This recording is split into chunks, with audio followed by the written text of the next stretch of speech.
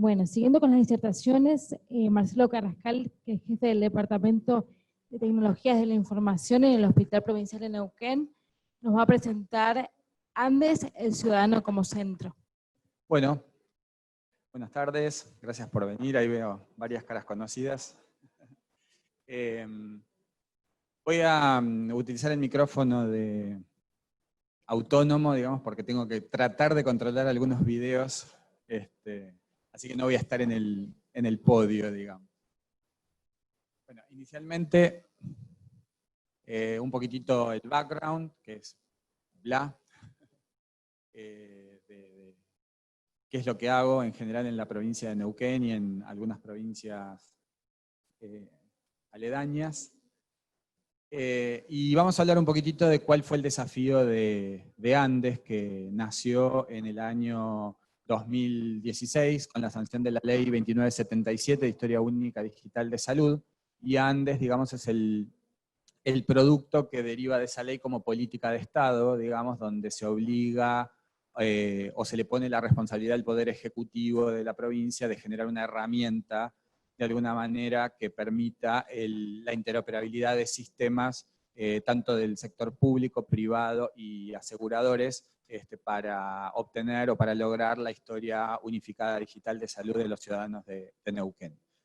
Y el producto tecnológico se denomina Andes, Aplicaciones Neuquinas de Salud, y hoy lo que vamos a ver es una pequeña porción de ese iceberg, que es la app móvil, que está destinada específicamente a comunicar o a que el ciudadano de alguna manera pueda empezar a acceder a su información de salud. ¿Cuál era el desafío? Bueno, lograr integrar la información de salud de más de 620.000 habitantes, de 30 hospitales públicos, de 30 clínicas privadas, con aproximadamente 1.500.000 consultas por año, 81 centros de salud, 5 centros de día, 98 puestos sanitarios y 1.800 camas, digamos, distribuidas en toda la provincia entre el subsector público y el subsector privado. El mayor desafío era visualizar al ciudadano como centro, y ese de última es el eslogan de Andes, el ciudadano como centro. Estamos siempre pensando en el paciente en cada una de las acciones que implica el desarrollo y la puesta en marcha y la implementación de este sistema. Para eso era necesario encarar problemáticas desde múltiples frentes, y ahí, digamos, es un poco lo que necesitábamos, era sacudir los cimientos de varias cosas que estaban instaladas. Nos teníamos que enfrentar a un sistema de salud que silenció la voz del ciudadano, la voluntad del paciente era cero, la presencia, lo que necesitaba, lo que pedía, no se lo escuchaba. El modelo médico hegemónico era paternalista y bajaba lo que tenías que hacer y no había opción. Teníamos que enfrentarse a un Estado que ni desde el sistema de salud ni desde el sistema educativo reforzó en los ciudadanos la idea de que la salud era un derecho y el ciudadano la percibe como un favor, ¿no? Entonces el ciudadano no lo ejerce su derecho, sino que está silenciado y esperando que le hagamos el favor. Por eso no defienden la salud pública, como no defienden la educación, por miedo a tener poco o nulo acceso. Trabajar con un sistema en que la voluntad del ciudadano es una variable igual a cero, objetivizamos al sujeto, espere acá, venga acá, le hacemos esto. Trabajar con un sistema de salud burocrático que se convierte en una centrifugadora de pacientes, ¿sí? Las ventanillas que te hacen esperar horas y te cierran las ventanillas cuando el turno se acabó y la demanda rechazada no se sabe, ¿sí? Trabajar con un ciudadano que teme expresarse por temor, y un sistema de salud que parte al ciudadano en múltiples órganos y sistemas, ¿sí? Como también parte su información. Entonces ese era de alguna manera la realidad, y creo que es la realidad que vivimos muchos de nosotros independientemente del lugar donde habitemos, ¿no? Y es una construcción que llevó a una historia, y las historias se pueden cambiar, ¿no? Y es un poco lo que nosotros estuvimos tratando, e inyectar la componente tecnológica y mirar las cosas desde otro lugar, ¿no? De alguna manera permitió movilizar algunos de esos cambios. Entonces, en resumen, lo que nosotros pretendíamos desde el tema de la app era, y desde Andes, ayudar a que el ciudadano recupere su voz, ¿sí? ayudar a que el ciudadano acceda a su información de salud sin obstáculos, trágame el papel, certifique que usted es usted, identifíquese, espere 10 días hasta que nosotros podamos sacar la fotocopia, no acceda a un portal para obtener la clave, para poder acceder a sus radiografías, ¿no? Y que el ciudadano sea visto como un ser integral y único. Y eso de alguna manera es lo que nosotros tratamos de reflejar en todas las acciones y en las implementaciones de Andes. Entonces, para los que son fanáticos del Señor de los Anillos, una frase de alguna manera que resume es "one up to rule them all", reemplazando a "one ring to rule them all", un anillo para controlar a todas. Lo que tratamos también es de que si estamos tratando de integrar, es no desintegrar al ciudadano de acuerdo al rol que cumple, ¿sí? Entonces, esa fue también la filosofía que pusimos en la aplicación. El ciudadano es un ser único e integral. Entonces, el ciudadano es paciente, el ciudadano es miembro del equipo de salud y el ciudadano es gestor de la salud. Hay algunos que cumplen un solo rol, hay algunos que cumplen 2 roles y hay algunos que cumplimos 3 roles. Paciente, miembro del equipo de salud y además tenemos que gestionar cosas. Entonces, en vez de seccionar, digamos, al ciudadano de acuerdo a sus roles, lo que hicimos es darle una aplicación para que, independientemente de las funciones que haga, pueda utilizar la misma herramienta sin tener que andar haciendo switches y generar los famosos hilos de información que el sistema de salud suele o solía generar. Ahora viene lo difícil, que es controlar los videos. Bueno, entonces como paciente, un poco la idea era darle acceso a su historia digital de salud, de a poco, porque hay mucha controversia, qué es lo que debe ver, qué es lo que no debe ver, se los damos masticado, no se los damos masticado. Lo importante es que como nosotros utilizamos metodologías ágiles de construcción, también tratamos de implementar esto, y la construcción de consenso es de a poquito y armar las cosas con baby steps. Es decir, metodología ágil es cada iteración genera algo adicional en el producto y no tenemos que esperar meses o años de trabajo para poner a prueba un piloto y que nos los destruyan, porque esto no es así, empiezan las opiniones. Entonces, lo que hacemos es un proceso iterativo, ¿no? Entonces, el tema del acceso a la historia digital de salud es controversial y vamos de a poquito, a medida que se van logrando los consensos, mostrando cautelosamente, ¿sí?, lo que primero pensamos que es inocuo y las cosas que son como más complejas, como patologías psiquiátricas, como patologías sociales, como el HIV, sociales hoy porque ya no es una patología mortal, sino que es una patología crónica y está más estigmatizada por la sociedad que por lo que en definitiva significa ser un paciente HIV positivo, ¿no? Entonces, con esto también le estamos tratando de dar control de la información de salud, porque le avisamos cuando alguien ingresó a su historia, y la idea es empezar a trabajar con herramientas de empoderamiento para que pueda decidir si quiere o no compartir, qué cosas puede o no ocultar, pero como eso es una cuestión cuasi de bioética y hay ideología detrás de cada una de esas decisiones, lo que tratamos de alguna manera es armar comunidades de práctica para consensuar estas cosas. Pero los consensos de Google también van cambiando y como trabajamos con metodologías ágiles, la posibilidad también es de reflejar rápidamente esos cambios. Tiene las funcionalidades que también tratamos de que tengan, la gestión de turnos, algo de comunicación con el equipo de salud, a través de podemos llegar a hacer prevención, armar campañas de salud. Eso se ve reflejado tratando de tener una interfase limpia, de alguna manera, no demasiado compleja, ¿sí? Y la imagen representativa es el ciudadano y todo el sistema de salud danzando a su alrededor con él. Que ese es un poco el concepto, no es alrededor del ciudadano, sino es danzando con él, porque es la parte primordial para nosotros del proceso de cuidado de la salud, uno mismo. ¿Sí? Entonces, bueno, vamos a tratar de ver algunas de las funcionalidades, ¿no? Bueno, señalamos el paciente como centro, acceso a los listados de turnos o a solicitar turnos de algún tipo de especialidad. Les estamos dando la posibilidad, que eso es interesante, de que elija en el sistema de salud pública, de que elija, no es ir a sacar un turno con el odontólogo cuando hay, ¿sí? Brindando las agendas, estamos dándole la posibilidad de, bueno, no, tengo los chicos en la escuela, o a este horario puedo elegir lo que, la prestación a la que más o menos me puedo adaptar, lo cual también es interesante en un sistema de salud pública, que es una cola first in, first out, hay, y esto es lo que te toca, y ya está, ¿no? Entonces la posibilidad de darle al ciudadano una cuestión de elegir la prestación, elegir el centro de salud, y más o menos el día y el horario, ya es un gran avance. Y que son cosas extremadamente pequeñas a las que nosotros, que por ahí tenemos aseguradoras, estamos como acostumbrados, ¿no? A poder elegir, ¿no? Hay muchos ciudadanos que no pueden elegir, y una de las cosas que charlaba ayer con mis compañeros de maestría era que la gente que trabajamos en los sistemas de salud también nos olvidamos de eso, porque para nosotros es fácil acceder. Nos olvidamos de, para nosotros es levantar un teléfono y decir, ¿me das un turno? ¿Me sacas una placa? ¿Me das un ibuprofeno?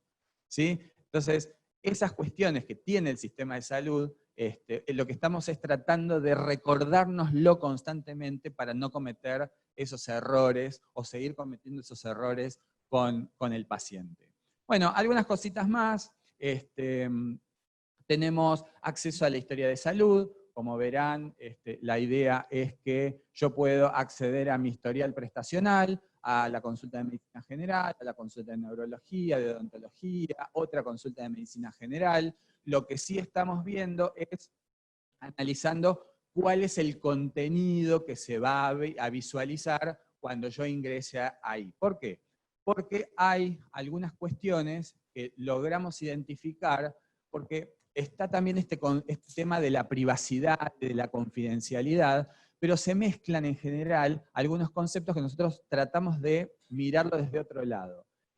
Y logramos diferenciar 3 instancias que tenían que ver con la privacidad, que es, una es el diagnóstico, otra son las circunstancias del diagnóstico, y otra es lo que el profesional piensa de ese diagnóstico y de esas circunstancias, que antes estaban todas como metiditas en lo mismo, entonces había que ocultar todo o nada, ¿no? El diagnóstico es importante que se sepa para que otros miembros del equipo de salud también puedan tomar decisiones con esa variable o con ese dato como visible.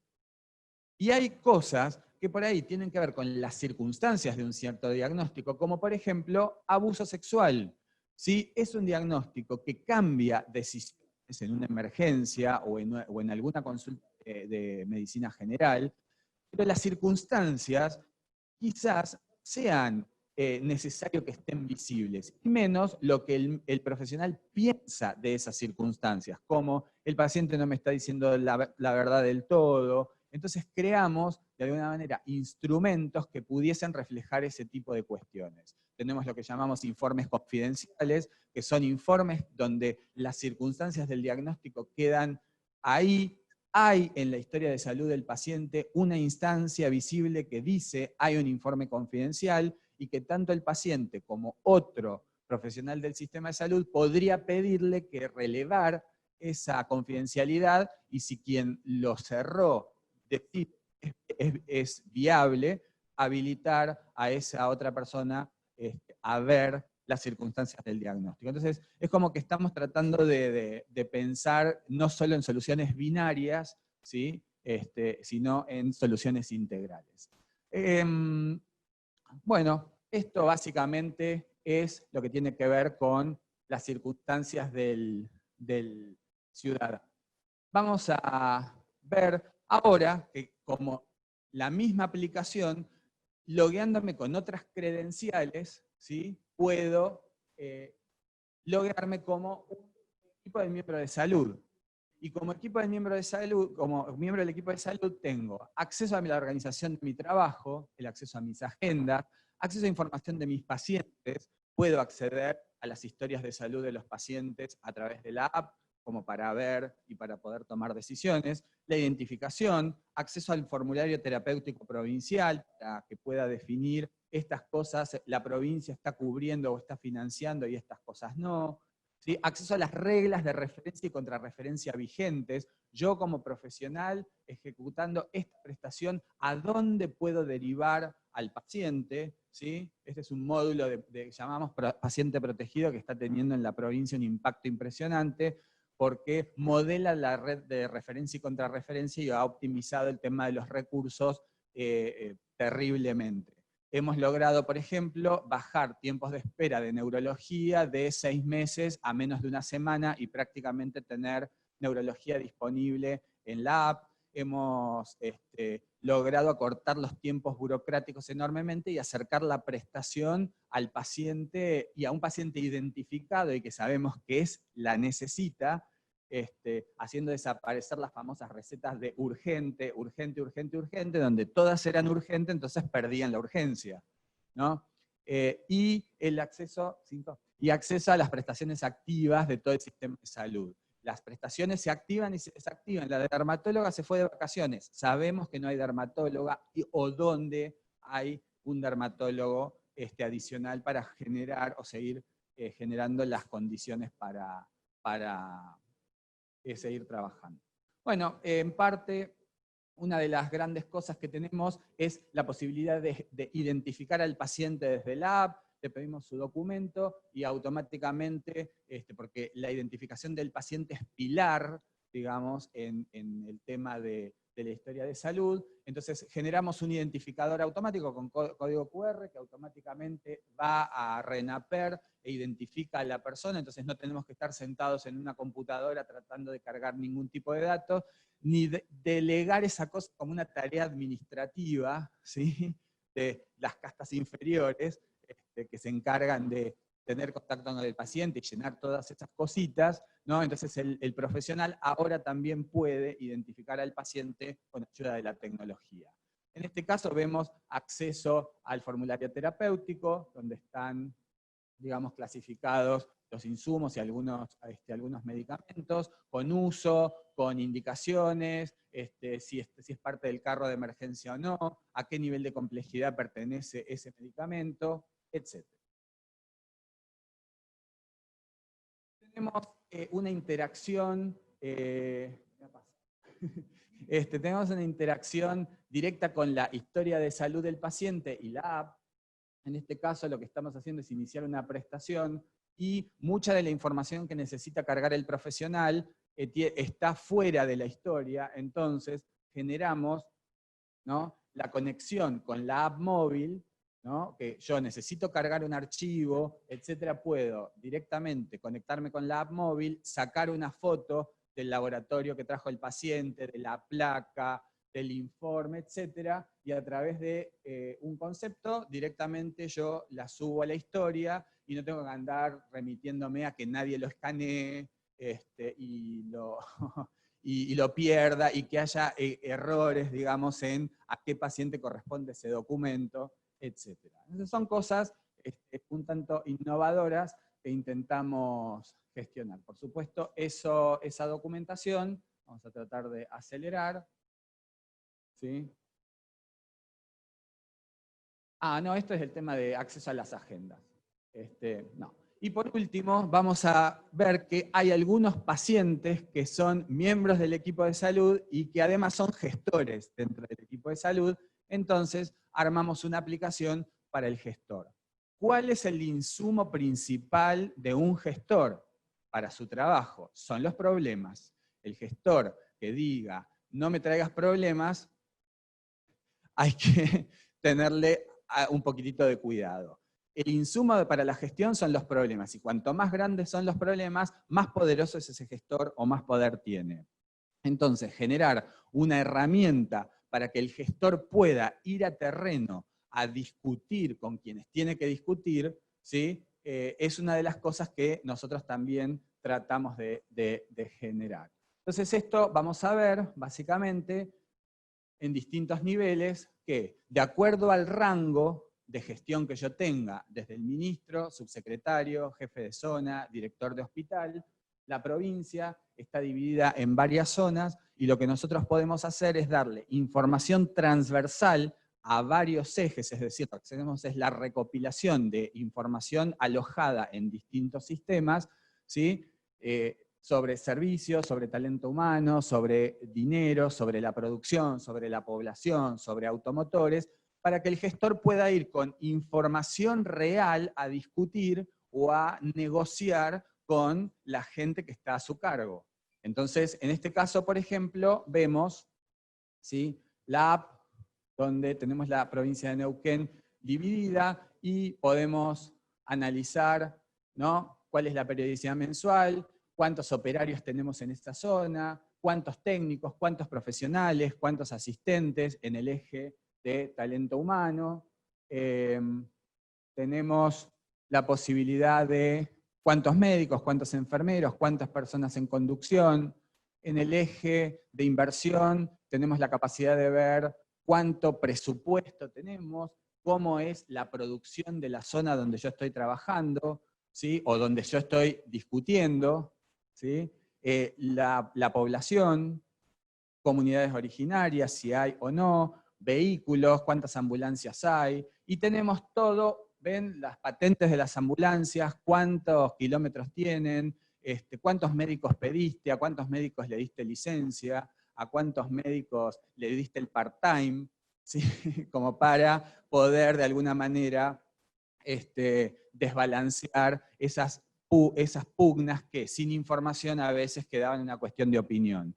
La información está categorizada por zona y los gestores pueden ver, sí, pueden ver aquella información que corresponde a su zona, es decir, el ministro verá toda la provincia. Y bueno, y lo que tenemos también es una herramienta de gestión de problemas, ¿no?, donde yo puedo cargar los problemas, minutas, cómo se resolvieron, etc. Así que la filosofía es espíritu abierto y colaborativo. Lo que queremos es accesibilidad, comunicación, esto se colgó, confidencialidad, disponibilidad de la información, integridad. Ah, porque esto está seguridad. Ah, ¿lo estás pasando vos? Bueno, dale. Turnos digitales, llaves electrónicas, en general una historia de salud, y básicamente esa es un poco la filosofía del proyecto. Así que les agradezco, por ahí me pasé un poquitito, pero suele pasar.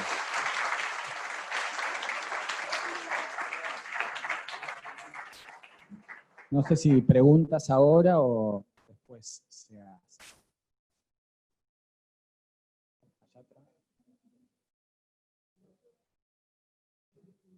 Sí. Hola Marcelo, muy buena la presentación.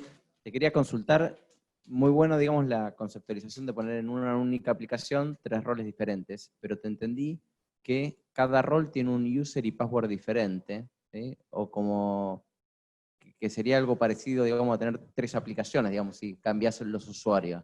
En realidad tiene que ver con un tema de concepción. El tema de cómo podés identificar y qué sistemas de identificación estamos utilizando.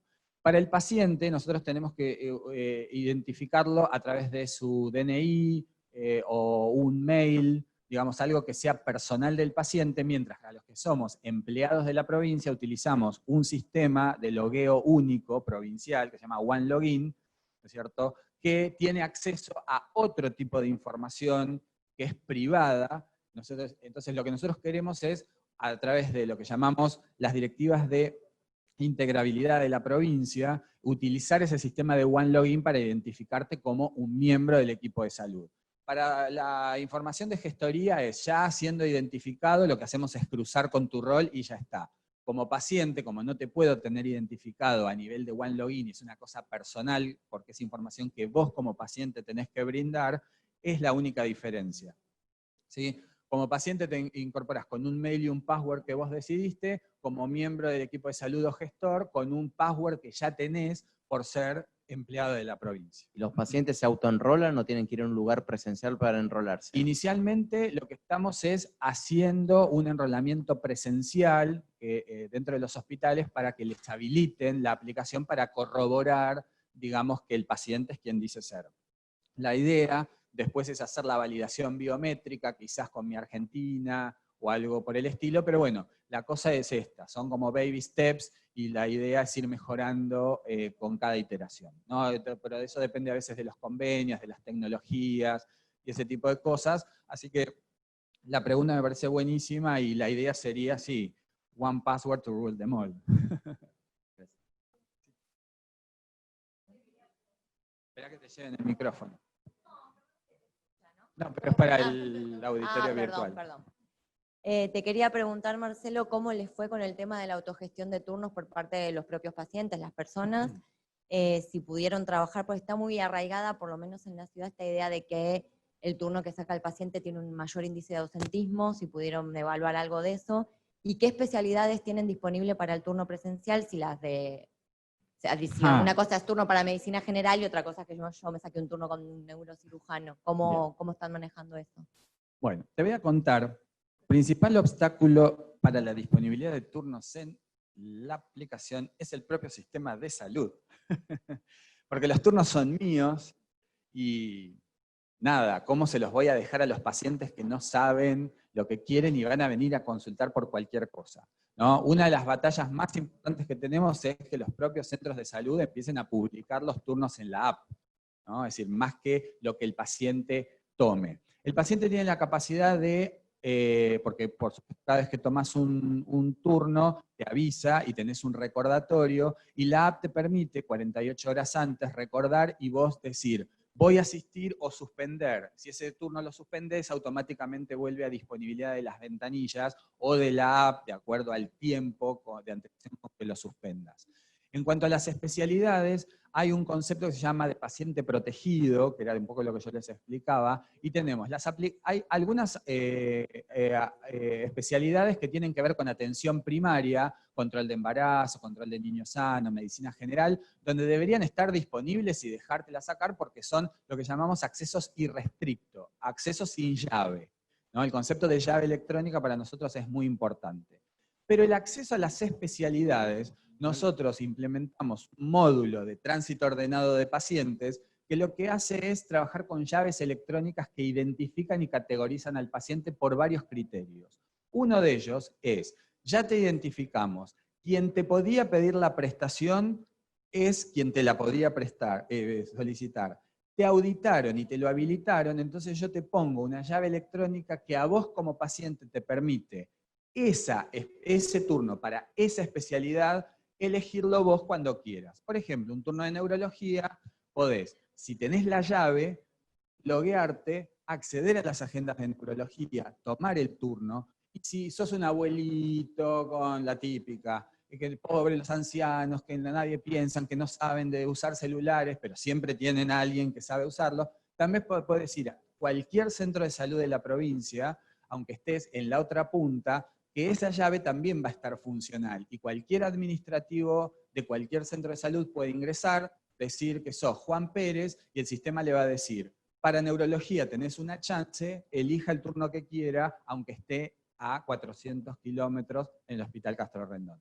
Así que un poco lo que tratamos es hacer herramientas facilitadoras realmente, a pesar del modelo del sistema de salud que se resiste.